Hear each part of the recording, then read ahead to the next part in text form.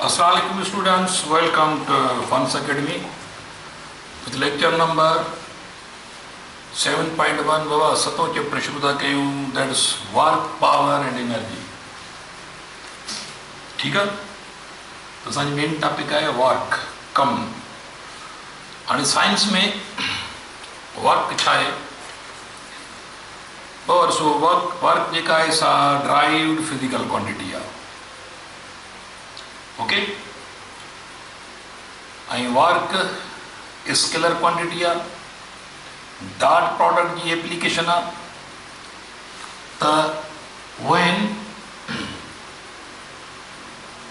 when certain force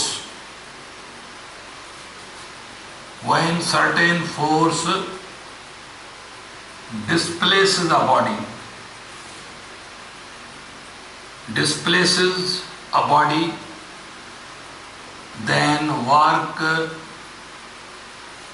is said to be done. Work is said to be done. तो work जेका बाबा एक बॉडीअ में energy आहे. Energy माना हुन में कमु करण जी सलाहियत. त असां कमु सम्झंदासीं त पोइ असांखे एनर्जी बि अॻिते सम्झ में ईंदी. त माना का बि एजेंसी, का बि मटीरियल शइ, माण्हू कंहिं शइ खे धिके थो, का मशीन धिके थी, को व्हीकल कंहिं शइ खे धिके थो, हवा थी कंहिं शइ खे धिके, पाणीअ जो फ्लो थो कंहिं शइ खे धिके, को इंसेक्ट का नंढी शइ खयो थो वञे, ग्रह गाॾा आहिनि, ऊठ गाॾा आहिनि, इहे ट्रैक्टर आहे, इहे सभु शयूं छा आहिनि? इहे सभु शयूं वर्क करे रहियूं आहिनि. हाणे जेके शयूं वर्क कनि थियूं, माना जेकॾहिं कंहिं शइ खे हटाइनि थियूं, ज़ोर लॻाए हिकु शइ ते ज़ोर लॻे ऐं उहा हटी वञे त work set to be done. मिसाल जे करे मां हिन ते हीअं ज़ोर थो लॻायां ऐं हीअ शइ थोरो बि हरकत में अची वई, माना work set to be done. हाणे इहा साॻी हरकत जेकॾहिं मां हिनखे किरायां थो, हीअ किरे थी त इहा work set to be done. त हिनखे किराए त हीअ हवा बि किराए सघे थी, हिनखे हवा वण खे लोॾे सघे थी. इहो वण जो लुॾणु इहो वर्क थी रहियो आहे, यादि रखे छॾियो. ख़ुदि पाणी जूं लहरूं जेके आहिनि इहो बि वर्क थी रहियो आहे. पखे जो हलणु वर्क थी रहियो आहे. इलेक्ट्रॉन जो फिरणु वर्क थी रहियो आहे. तव्हां ख़ुदि मूव था करायो, ॻाल्हायो था, तव्हांजूं अखियूं हेठि मथे थियनि थियूं पयूं, ज़ुबान तव्हांजी मूव थी थिए, तव्हांजी बॉडी स्ट्रक्चर मूव थी करे पई, इहो एक्चुअली वर्क थी रहियो आहे. हिकु हनी बि उॾी रही आहे, इहो वर्क करे रही आहे. तव्हां हलो था, वर्क करे रहिया आहियो. इंजन हले थी, वर्क करे रही आहे. मोटर थो हले, वर्क थी रहियो आहे. हिकु ग्रह गाॾो, माना ग्रह पंहिंजे कॉर्ड खे गाॾे खे छिके रहियो आहे, वर्क करे रहियो आहे. मज़दूर ट्राली छिके रहियो आहे, वर्क करे रहियो आहे. ट्रैक्टर ट्राली छिके रहियो आहे, वर्क करे रहियो आहे. ट्राली न अथसि तॾहिं वर्क थी रहियो आहे. त हाणे हिकिड़ी एजेंसी जेका ज़ोर लॻाए थी ऐं शयुनि खे धिके थी, छिके थी, डिस्प्लेस करे थी, त उहा एजेंसी कमु करे रही आहे. उहा एजेंसी इंसान थी सघे थो, जानवर थी सघे थो, उहा एजेंसी ब्लोइंग एयर थी सघे थी, उहा एजेंसी फ्लोइंग वाटर थी सघे थो, को जानवर थी सघे थो, को रेप्टाइल थी सघे थो, को इंसेक्ट थी सघे थो, का मशीन थी सघे थी. त work set to be done when certain force displaces a body. कुझु फोर्स जेकर बॉडीअ खे हटाए थो, डिस्प्लेस करे थो, त पक सम्झो त उन बॉडीअ वर्क कयो. Work set to be done, work थियो. ओके, हाणे वर्क यादि रखे छॾियो. Work, W for work is equal to dot product of two vectors, force and displacement. Dot product of two vectors, ॾिसो डॉट प्रोडक्ट जी application आहे, scalar product जी application आहे. तो वर्क जो मैग्नीट्यूड कीअं लॻो is equal to F D cos of theta. Cos theta लॻाईंदासीं, पोइ रूल पढ़ी आहे. ओके, हाणे फर्ज़ कयो जेकॾहिं हिते ये बॉडी पई है, हाँ इन बॉडी के अस जोर था लगायूं, फोर्स ये था लगायूं, बॉडी हीअं थी डिस्प्लेस थिए, हीअ डिस्प्लेसमेंट आहे। तव्हां बॉडी खे केतिरो ज़ोर केतिरो लॻायव, 100 न्यूटन तव्हां बॉडी ते ज़ोर लॻायो आहे। हाणे फर्स्ट वेक्टर कहिड़ो आहे? फर्स्ट वेक्टर ॾिसो, डिस्प्लेसमेंट, बॉडी हीअं थी मूव थिए, बॉडी जी पोज़ीशन हेॾे थी तब्दील थिए, ज़ोर तव्हां हाणे ई माना डी ऐं एफ जो पाण में का बि एंगल थी सघे थी, इहा एंगल 0 थी सघे थी, इहा एंगल 45 थी सघे थी, 90 थी सघे थी, 180 थी सघे थी, कहिड़ी बि एंगल थी सघे थी ॿिनि वेक्टर जे दरमियान। हाणे जेकॾहिं तव्हां बॉडीअ खे हिन तरफ़ था यानी मूव करायो, डिस्प्लेस करायो, पर हुन लाइ ज़ोर था लॻायो सर्टेन एंगल ते, तव्हां 35 डिग्रीअ ते ज़ोर लॻायो आहे। केतिरो ज़ोर लॻायो अथव? 100 न्यूटन। हाणे ज़ोर त लॻी रहियो आहे 100 न्यूटन, पर हाणे इहो 100 न्यूटन फोर्स बॉडीअ ते माना वर्क करण में इस्तेमालु नथो थिए, बॉडी जी पोज़ीशन चेंज करण में, बॉडी खे हेॾे धिके वञण में 100 न्यूटन फोर्स इस्तेमालु कोन थो थिए, इन जो कुझु हिसो मथे ज़्यान थी रहियो आहे। पर केतिरो हिसो हेॾे इस्तेमालु थी रहियो आहे फोर्स जो, इहो डिपेंड थो करे एंगल ते। ग्राफिकली हीअ ॾिसो लंबो वेक्टर आहे, हाणे हिन जो कॉम्पोनेंट हीअ आहे, माना हितां खां वठी हेसि ताईं इहो प्रोजेक्शन आहे, माना हिन हीअ जेका लाइन लंबी आहे, हीअ मैग्नीट्यूड फोर्स जो वधीक आहे, पर हेॾे जेको इस्तेमालु थी रहियो आहे इहो फुल 100 न्यूटन इस्तेमालु कोन था अचनि, हिन फोर्स जो एक्स कॉम्पोनेंट इस्तेमालु थी रहियो आहे हिन तरफ़। त हाणे work is equal to displacement, पहिरियों वेक्टर सॼो आहे, पर ॿिए वेक्टर जो कॉम्पोनेंट एफ एक्स, माना work is equal to D F cos of theta. त कानून मुताबिक़ यानी हिन वेक्टर जो केतिरो हिसो फर्स्ट वेक्टर जे डायरेक्शन में इस्तेमालु थी रहियो आहे, जेको पढ़ी आयासीं, इहो डिपेंड थो करे एंगल ते। जेतिरी एंगल वॾी हूंदी ओतिरो बाबा एक्स कॉम्पोनेंट घटि हूंदो, हेॾे वर्क करण में हिन फोर्स जो किरदारु घटि हूंदो, माना घटि वर्क थींदो। जेतिरो ही फोर्स घटि एंगल ते हूंदो ओतिरो इन जो एक्स कॉम्पोनेंट वधंदो, वधीक वर्क थींदो। इहो यादि रखिजो, इहो पोइ हिते पढ़ी आयासीं रूल।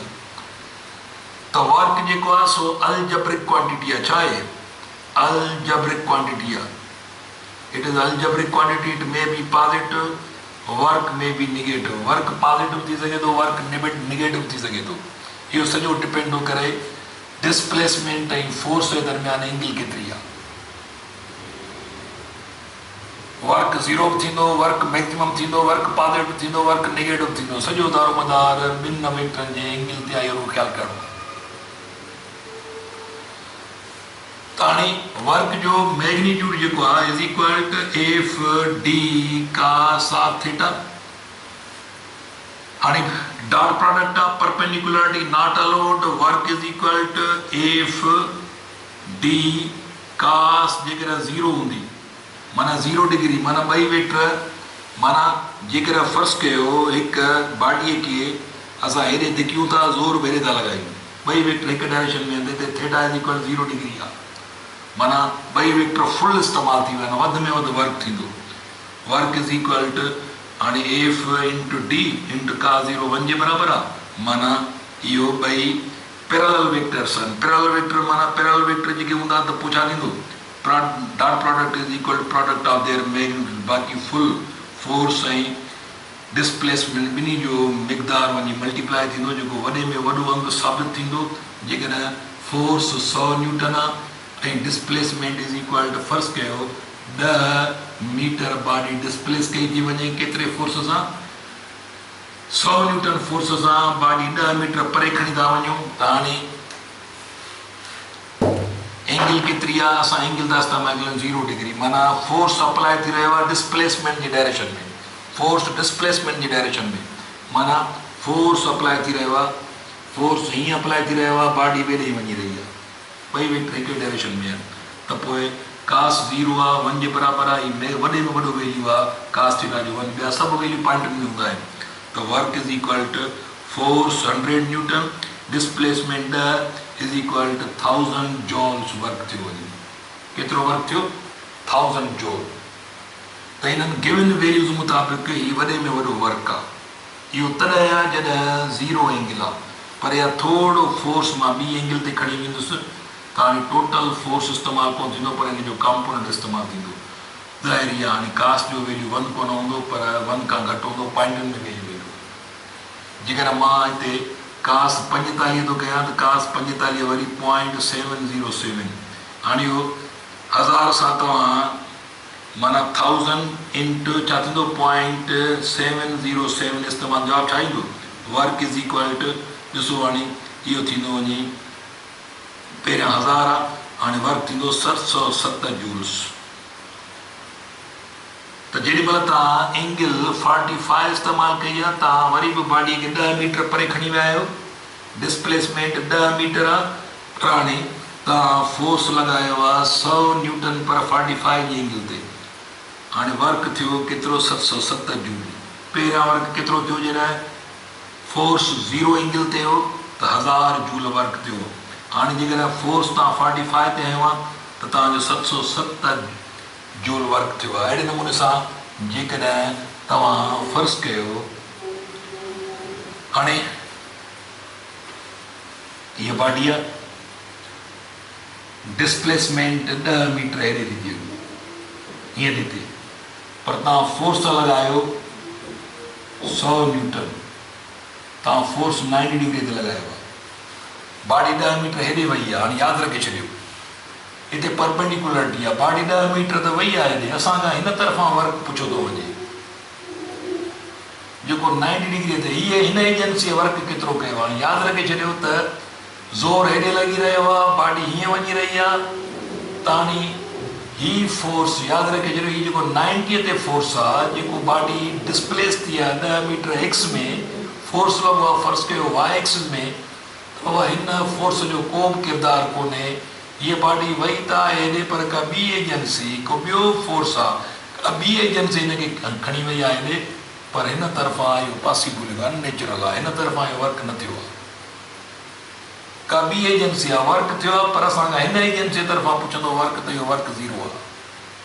हिन एजेंसी तरफ़ां वर्क ज़ीरो आहे, परपेंडिकुलरिटी आहे, माना work done by this force is equal to, यानी work is equal to F D cos of 90 degree आहे, त work is equal to force 100 newton, body displace थी आहे 10 मीटर इंटू cos 90 0 जे बराबरि आहे, त वर्क इज इक्वल टू 0।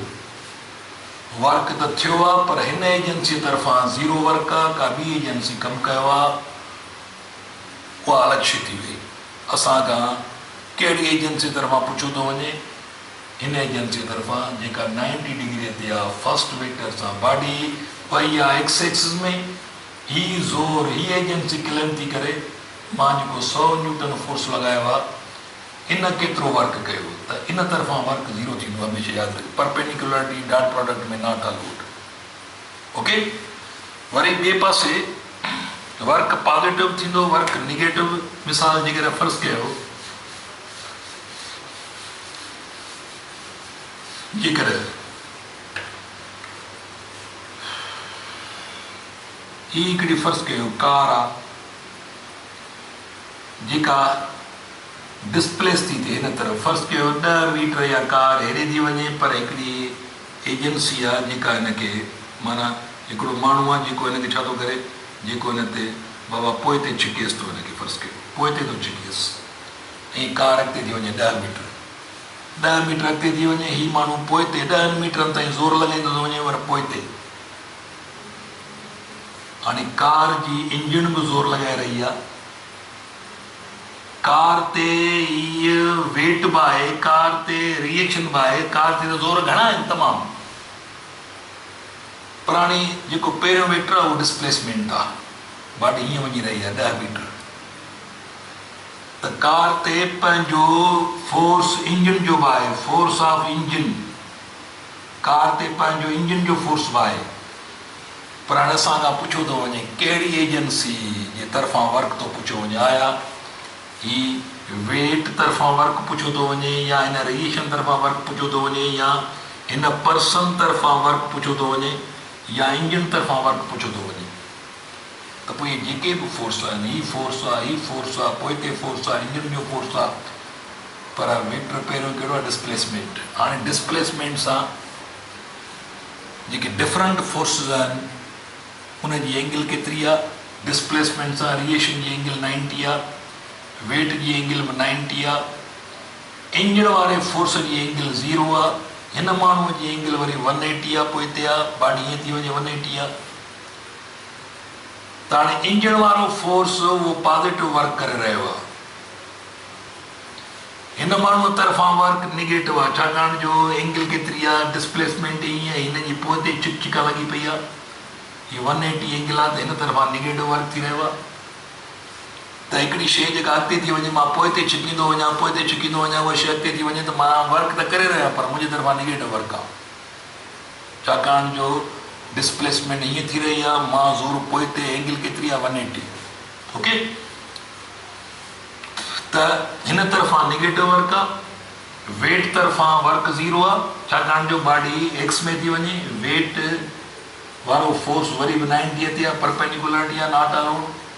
जेके शयूं प्लेन सिधे रोड ते हलनि थियूं पियूं उन्हनि ते वर्क उन्हनि जी वेट कतई कान थी करे, न को रिएशन थो कमु करे, पर उन्हनि ते यादि रखे छॾियो त इंजन वारो फोर्स कमु पॉज़िटिव थो करे ऐं उन्हनि ते जेका फ्रिक्शन आहे उहा फ्रिक्शन नेगेटिव कमु करे थी। Work done against friction, work done by friction is equal to negative, छाकाणि जो बॉडी जंहिं डायरेक्शन में हलंदी आहे फ्रिक्शनल फोर्स उते पोइ ते हूंदो आहे, त हमेशह फ्रिक्शन तरफ़ां नेगेटिव वर्क थींदो आहे, यादि रखे छॾियो। हीअ एजेंसी बॉडी अॻिते थी वञे पोइ ते थो छिके, इहो नेगेटिव वर्क आहे। थोरो एंगल जो ख़्यालु करिणो आहे बसि, त बाबा डिस्प्लेसमेंट सां हिन फोर्स जी एंगल 180 आहे, डिस्प्लेसमेंट सां हिन जी फोर्स 90 डिग्री आहे, ही फोर्स बि इंक्लूडेड हिन जी पाण में एंगल बि 90 आहे, हिन खणंदो त 270, त कास 270 या कास 90 ॻाल्हि साॻी आहे, 0 जे बराबरि आहे। वरी इंजन वारो फोर्स उहो ज़ोर थो लॻाए हिते, त अहिड़े नमूने सां यादि रखे छॾियो त इहो वर्क पॉज़िटिव नेगेटिव थींदो, इहो सॼो डिपेंड थो करे पियो जेको आहे सो एंगल ते, ॿिनि वेक्टरनि जी एंगल ते। त फोर्स ऐं डिस्प्लेसमेंट जी एंगल ॼणा ऐं फोर्स बि केतिरा ई लॻी सघंदा हिकु ई वक़्तु, पर तव्हांखे जंहिं फोर्स तरफ़ां पुछो वञे, जंहिं एजेंसी तरफ़ां पुछो वञे त हिन एजेंसी जेका ज़ोर लॻाए रही आहे, हीअ एजेंसी एतिरो ज़ोर लॻाए रही आहे, ग्रेविटेशनल फोर्स बि एजेंसी आहे, रिएशन बि एजेंसी आहे, ही माण्हू बि एजेंसी आहे, इंजन बि एजेंसी आहे। त हाणे जंहिं एजेंसीअ तरफ़ां वर्क पुछो वञे उन एजेंसी जो ज़ोर ऐं डिस्प्लेसमेंट, उन फोर्स ऐं मुंहिंजी एंगल केतिरी आहे, उन एंगल ते डिपेंड थो करे त उन एजेंसी तरफ़ां वर्क पॉज़िटिव आहे, नेगेटिव आहे या 0 आहे या छा आहे। ओके,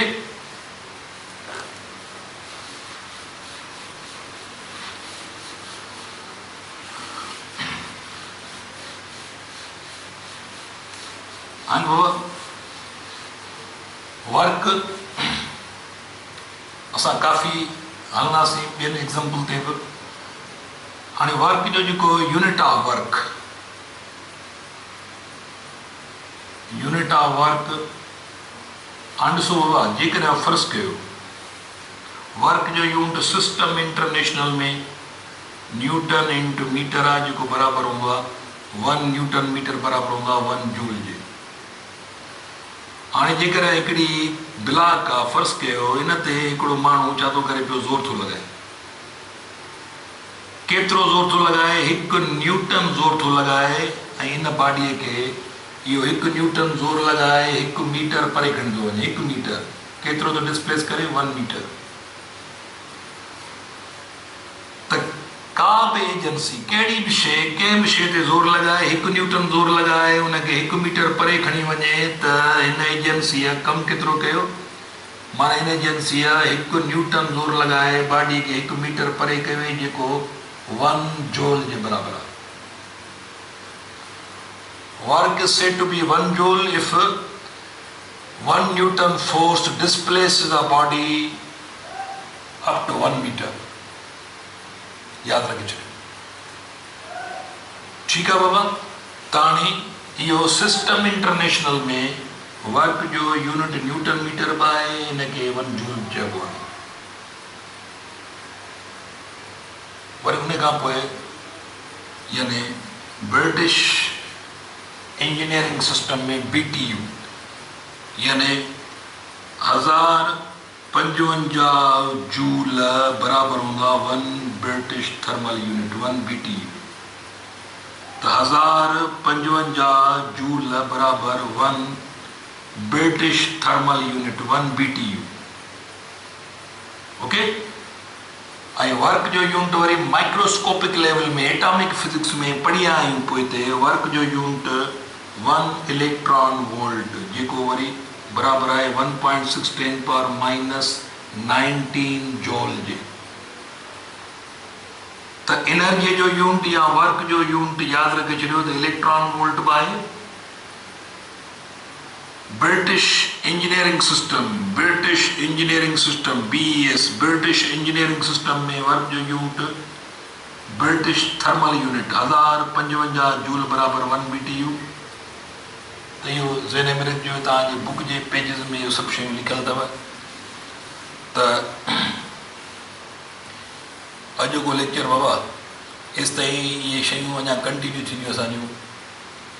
त कुझु एग्ज़ाम्पल्स डेली लाइफ मां असां आणींदासीं ऐं हिन जो जेकॾहिं मां डायमेंशन कढां त हिन जो डायमेंशन थींदो वञे वर्क जो डायमेंशन।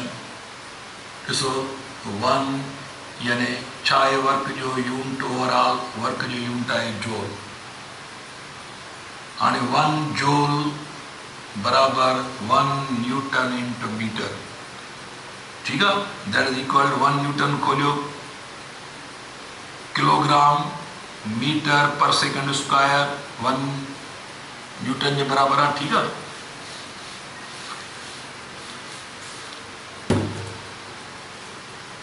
ये न्यूटन ही इंटू मीटर तो kilogram metre square upon second square that is equal to m l square upon t square that is equal to m l square t inverse 2। ये dimensions हैं work जा dimensions. Work derived physical quantity है। तो dimension ॿुधाइनि था त कहिड़ियूं fundamental physical quantities involve आहिनि। मास लेंथ ऐं टाइम केतिरे पावर में मास पावर 1 में लेंथ पावर 2 में टाइम इनवर्स 2 में। तो ये तव्हांजा बाबा वर्क जा डायमेंशंस इहो ज़हन में रखिजो। ओके। ऐं वर्क जो सिस्टम इंटर्स में यूनिट जूल आहे। तो work algebraic quantity it may be positive it may be negative. तो वधीक असां हिनखे ॿिए लेक्चर में कंटिन्यू कंदासीं। तेसिताईं पंहिंजो ख्यालु रखिजो। अल्लाह हाफ़िज़।